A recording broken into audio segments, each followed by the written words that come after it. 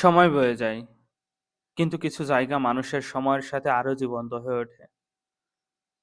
গড়াই নদীর তীরে ২০০ বছরের ইতিহাস বুকে নিয়ে নীরবে নিঃশ্বাস নেয় রেনুক বাঁধ।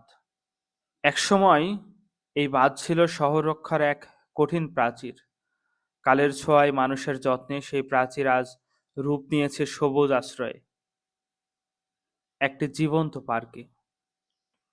গাছের ছায়া, নদীর হাওয়া, পাখির ডাক আর পাতার ফাঁকে আলো। রেনুক বাঁধ এখন কুষ্টিয়া শহরের ফুসফুস। এখানে শহর একটু থেমে নিঃশ্বাস নেয়।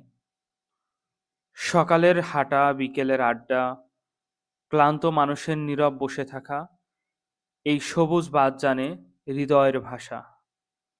তাই সে কেবল পার্ক নয়, সে মানুষের আপন জায়গা। ২০০ বছর ধরে রেনুক বাঁধ প্রমাণ করেছে, শক্তির চেয়ে সুন্দর রূপ হলো সবুজ আর শান্তি। রেনুক বাঁধ ইতিহাস থেকে সবুজে, সবুজ থেকে মানুষের হৃদয়ে। এটাই কুষ্টিয়া।